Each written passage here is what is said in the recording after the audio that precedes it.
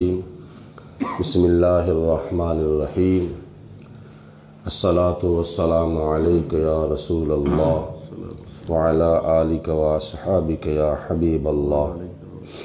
क़ाल अल्लाहु तबारक व तआला फ़िल क़ुरआनिल मजीद वल फ़ुरक़ानिल हमीद।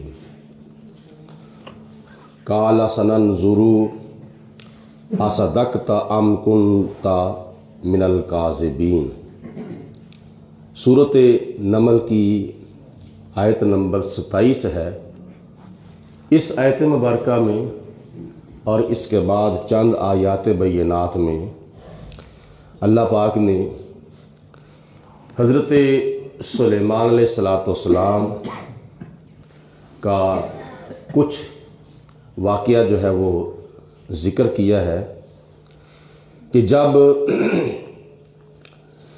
जनाब सुलेमान अलैहिस्सलाम की बारगाह में आपका खादिम, आपका नौकर और आपका सफ़ीर परिंदा हाजिर हुआ, मुल्क सबा से कुछ ख़बरें लेकर, तो जनाब सुलेमान अलैहिस्सलाम ने उन बातों को समाअत फरमाया।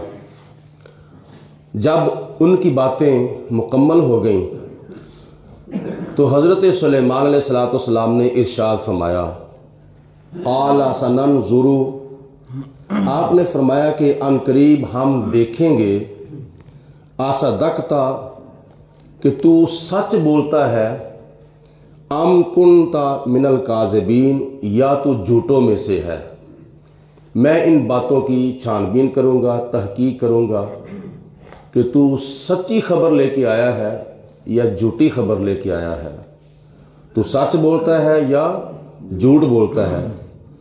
आपने इरशाद फरमाया कि मैं अब देखूंगा और बहुत जल्द देखूंगा।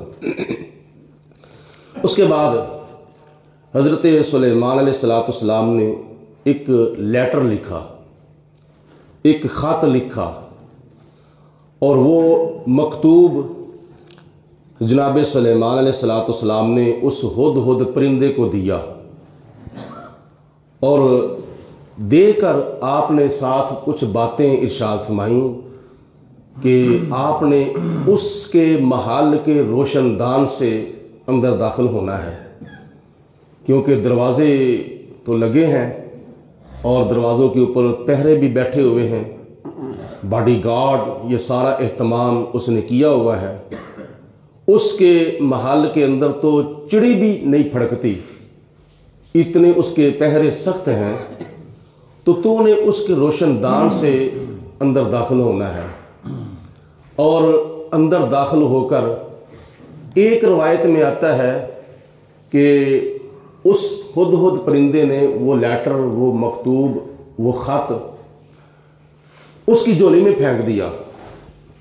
जाग रही थी, तख्त के ऊपर बैठी हुई थी, और दूसरी रवायत में आता है कि वो सोई हुई थी, शाही महल के अंदर अपने तख्त के ऊपर सोई हुई थी।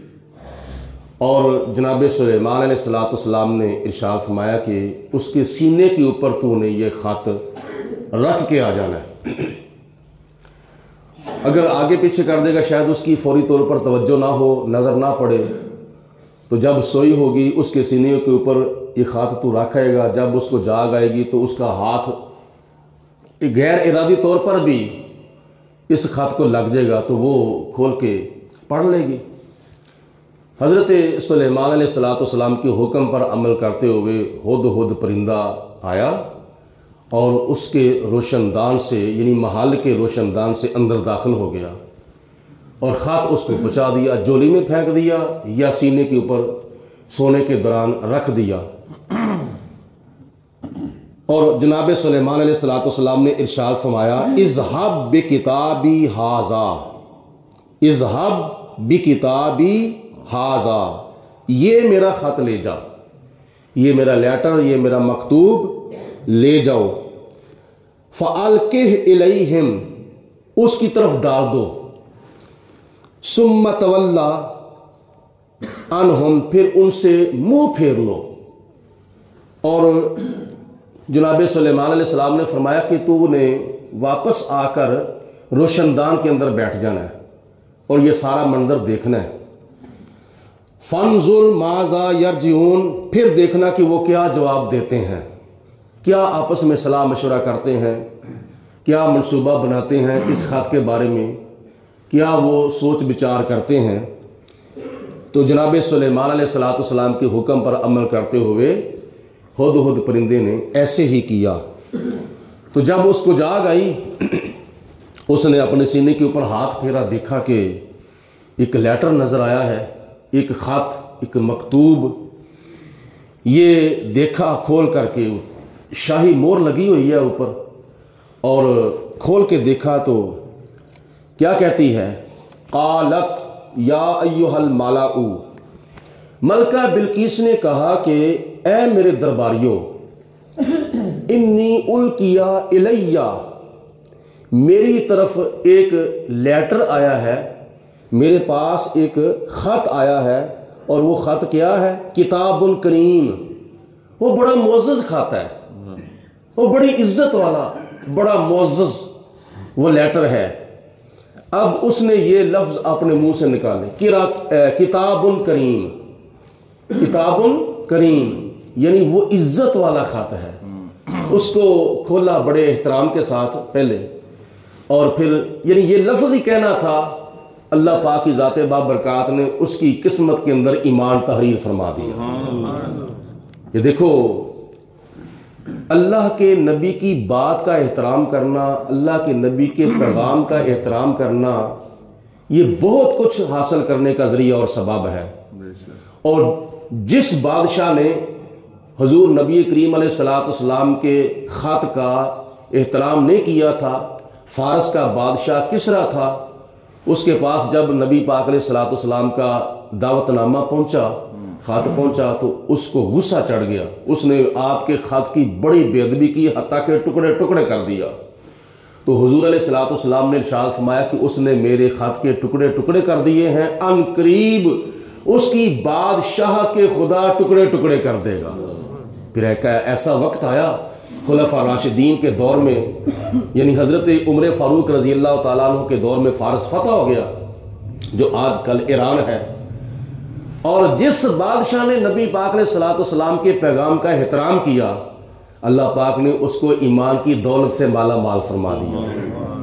جب کچھ صحابہ کرام مکہ المکرمہ سے ہجرت کر کے حبشہ گئے، اور جا کر سورۃ مریم اس کے سامنے پڑھی، نجاشی کے سامنے، تو اس نجاشی نے سر کے کانوں سے نہیں بلکہ دل کے کانوں سے سورۃ مریم کو سنا، بڑی توجہ کے ساتھ، بڑے غور و فکر کے ساتھ سنا، تو خدا کی ذات بابرکات نے اس کو ایمان کی دولت سے مالا مال فرما دیا۔ قرآن پاک سنتے ہی اس کی آنکھوں سے آنسو آنے شروع ہو گئے۔ نجاشی نے کلمہ پڑھا اور نبی پاک علیہ السلام کا غلام بن گیا۔ اور قرآن پاک میں ایک اور مثال موجود ہے کہ جس نے اللہ کے نبی کا احترام کیا، اللہ پاک نے اس کو کیا کچھ عطا کیا، اور جس نے اللہ کے نبی کا احترام نہیں کیا تھا، خدا تعالیٰ نے پھر اس کا حال کیا کیا تھا۔ شیطان نے اللہ کے نبی کی بے حرمتی کی، اس وقت سے لے کر آج تک اس کے اوپر لعنتیں برس رہی ہیں، اور قیامت تک برستی رہیں گی۔ اور جناب موسیٰ علیہ السلام نے جب جادوگروں کو اکٹھا کیا نا، فرعون نے جادوگروں کو اکٹھا کیا موسیٰ علیہ السلام کا مقابلہ کرنے کے لیے، ایک طرف حضرت موسیٰ علیہ السلام اور حضرت ہارون علیہ السلام ہے، اور دوسری طرف لاکھوں کی تعداد میں جادوگر ہیں۔ جب مقابلہ ہونے لگا تھا تو جادوگروں نے حضرت موسیٰ علیہ السلام کو ایک بات کہی کہ اے موسیٰ علیہ السلام، آپ اپنا عصا زمین پر پہلے پھینکیں گے یا ہم اپنی رسیاں زمین پر پہلے پھینکیں؟ حالانکہ وہ چاہتے تو خود بھی اپنی رسیاں پہلے پھینک سکتے تھے، لیکن یہ پوچھنا ایک ادب کا پہلو ہے کہ آپ اپنا عصا پہلے پھینکیں گے یا ہم اپنی رسیاں پہلے پھینکیں؟ تو جناب موسیٰ علیہ السلام نے ارشاد فرمایا کہ تم ہی اپنی رسیاں پہلے زمین پر پھینک لو۔ تو ہوا کیا، واقعہ بڑا لمبا ہے۔ حضرت موسیٰ علیہ السلام نے جب اپنا عصا زمین کے اوپر پھینکا تو وہ بہت بڑا اژدہا بن گیا، اور وہ سارے سانپوں کو کھا گیا۔ ان کی رسیاں جو تھیں وہ سانپ بن گئی تھیں، اور آپ کا عصا مبارک سانپ کی شکل میں متشکل ہو کر ان کے سارے سانپوں کو کھا گیا۔ نتیجہ کیا نکلا؟ اللہ پاک کی ذات بابرکات نے موسیٰ علیہ السلام کا ادب کرنے کی وجہ سے جادوگروں کو ایمان کی دولت سے مالا مال فرما دیا تھا۔ وہ سارے کے سارے موسیٰ علیہ السلام کے قدموں میں گر گئے، موسیٰ علیہ السلام کا کلمہ پڑھا اور مسلمان ہو گئے۔ یہ ہے اللہ کے نبی کے احترام کا نتیجہ۔ تو ملکہ بلقیس نے حضرت سلیمان علیہ السلام کے خط کے بارے میں کہا تھا کہ مجھے وہ خط ملا ہے کہ جو بڑا معزز یعنی بڑی عزت والا خط ہے۔ اور وہ خط کیا ہے؟ کیا اس کے اوپر لکھا ہوا تھا؟ اِنَّهُ مِن سُلَيْمَانَ وَإِنَّهُ بِسْمِ اللَّهِ الرَّحْمَنِ الرَّحِيمِ۔ کہا کہ یہ خط حضرت سلیمان علیہ السلام ہیں، کوئی بادشاہ، ان کی طرف سے یہ خط آیا ہے۔ اِنَّهُ، یہ بے شک وہ خط من سلیمان، حضرت سلیمان علیہ السلام کی طرف سے ہے۔ وَإِنَّهُ بِسْمِ اللَّهِ الرَّحْمَنِ الرَّحِيمِ، اور بے شک وہ اللہ تعالیٰ کے نام سے شروع کیا گیا ہے، یعنی وہ خط جو ہے اس کی تحریر اللہ کے نام سے شروع کی گئی ہے۔ اور وہ اللہ کون ہے؟ جو بڑا مہربان ہے اور نہایت رحم کرنے والا ہے۔ یعنی جناب سلیمان علیہ السلام نے اپنے خط کی تحریر کو اللہ کے نام سے شروع کیا ہے، اور اللہ کون ہے؟ جو بہت ہی مہربان ہے اور نہایت رحم کرنے والا ہے۔ اور آگے پھر آپ نے پیغام لکھا، اللہ تعلو علیہ، اللہ تعلو علیہ، اور میرے سامنے اپنے آپ کو بلند نہ کر، اونچا نہ ہو، میرے سامنے میرے مقابلے میں اپنے آپ کو اونچا نہ سمجھ، میرے سامنے میرے مقابلے میں غرور نہ کر، تکبر نہ کر، بلکہ کیا کر؟ وَأْتُونِي مُسْلِمِین، مسلمان ہو کر میرے پاس آ جا، وَأْتُونِی، آ جا میرے پاس، مسلمین، مسلمان ہو کر میرا یہ پیغام تسلیم کر کے میرے پاس آ جا۔ یہ تھا خط اور اس کی یہ تھی تحریر، کیا؟ اِنَّهُ مِن سُلَيْمَانَ وَإِنَّهُ بِسْمِ اللَّهِ الرَّحْمَنِ الرَّحِيمِ اللہ تعلو علیہ وَأْتُونِی مسلمین۔ تو جب اس نے یہ خط پڑھا اور پھر اپنے درباریوں سے مشورہ کیا، اب کیا ہونا چاہیے، کسی نے کوئی مشورہ دیا، کسی نے کوئی مشورہ دیا، وہ سارے اگلی آیات بینات میں ہیں، وہ انشاءاللہ تعالیٰ کل کے درس قرآن میں اللہ پاک ہم سب کو عمل کرنے کی توفیق عطا فرمائے۔ وآخر دعوانا ان الحمدللہ رب العالمین، الصلاۃ والسلام علیکم یا رسول اللہ وعلی آلہ وصحبہ یا سیدی یا الصلاۃ والسلام علیکم یا سیدی یا رسول اللہ وعلی آلہ۔ اللہم صلی علی سیدنا و مولانا محمد معدن الجود والکرم و آلہ و اصحابہ و بارک وسلم۔ ربنا آتنا فی الدنیا حسنۃ و فی الآخرۃ حسنۃ و قنا عذاب النار۔ اللہم اید الاسلام والمسلمین، اللہم اید الایمان والمؤمنین۔ یا رب العالمین، ہماری ادا کی ہوئی نماز فجر کو اپنی بارگاہ میں قبول و منظور فرما۔ یا اللہ، ہمارے صغیرہ و کبیرہ گناہ معاف فرما، ہماری دعاؤں کو اپنی بارگاہ میں قبول و منظور فرما۔ یا رب العالمین، ہمیں 5 وقت کی نماز پابندی سے ادا کرنے کی توفیق عطا فرما، مرتے وقت کلمہ پڑھنا نصیب فرما۔ یا اللہ پاک، ہمیں قبر کا، حشر کا زیادہ سے زیادہ فکر عطا فرما، دنیا کی غفلت سے بچا، سب کو آخرت کا زیادہ سے زیادہ فکر عطا فرما۔ قبر میں، حشر میں نبی پاک علیہ السلام کی زیارت اور شفاعت ہم سب کے شامل حال فرما۔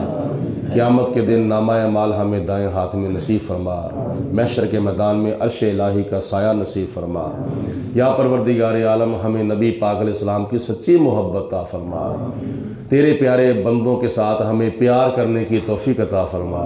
انبیاء، صدیقین، شہداء، صالحین کا ہمیں کما حق ہو ادب و احترام کرنے کی توفیق عطا فرما۔ پوری دنیا پر اسلام کو غلبہ اور فوقیت عطا فرما۔ ہمارے مسلمان جو مظلوم ہیں، یا اللہ پاک ان کی غیبی امداد فرما۔ یا رب العالمین، سامعین، حاضرین کے گھروں میں اپنی رحمتوں برکتوں کا نزول فرما۔ جو بیمار ہیں ان کو شفا عطا فرما، جو مقروض ہیں ان کو قرضے سے چھٹکارا عطا فرما، جو تنگ دست ہیں ان کی تنگ دستیاں دور فرما، ان کو فراخیاں عطا فرما۔